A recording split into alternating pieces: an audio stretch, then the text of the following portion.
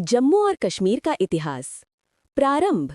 जम्मू और कश्मीर भारत के उत्तर में स्थित एक खूबसूरत क्षेत्र है जिसे उसकी प्राकृतिक सुंदरता, बर्फ से ढके पहाड़ों और बहते नदियों की वजह से धरती का स्वर्ग कहा जाता है। इस भूमि का इतिहास हजारों साल पुराना है और ये राजाओं, साधुओं और संतों की धरती रही है। प्राचीन काल। जम्मू और कश्मीर का उल्लेख कई हिंदू धार्मिक ग्रंथों में मिलता है। सबसे प्रसिद्ध पुस्तक राजतरंगिणी है, जिसे 12वीं शताब्दी में पंडित कल्हण ने लिखा था। इस ग्रंथ में कश्मीर के पुराने राजाओं और राज्यों का इतिहास विस्तार से बताया गया है। उस समय कश्मीर ज्ञान और संस्कृति का केंद्र था, जहां संस्कृत साहित्य और बौद्ध धर्म का प्रसार हुआ। बौद्ध और इस्लामी काल। बौद्ध धर्म के दौर में कश्मीर में कई विहार, मठ और शिक्षालय स्थापित हुए।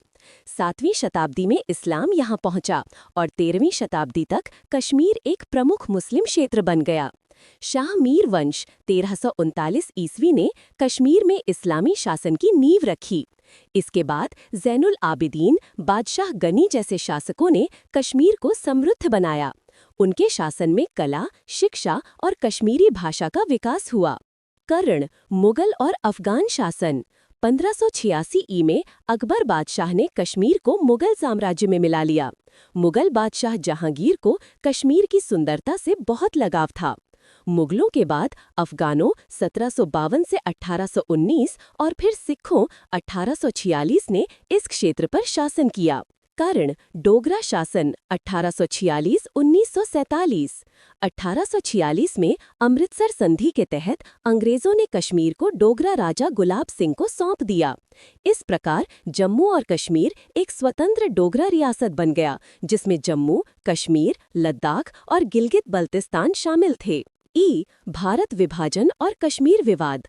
1947 में जब भारत का विभाजन हुआ तो महाराजा हरि सिंह ने शुरुआत में स्वतंत्र रहने की कोशिश की, लेकिन अक्टूबर 1947 में जब पाकिस्तानी कबायली दस्ते कश्मीर में घुसे तो महाराजा ने भारत से सहायता मांगी और भारत में विलय पत्र इंस्ट्रूमेंट ऑफ एक्सेशन पर हस्ताक्षर किए।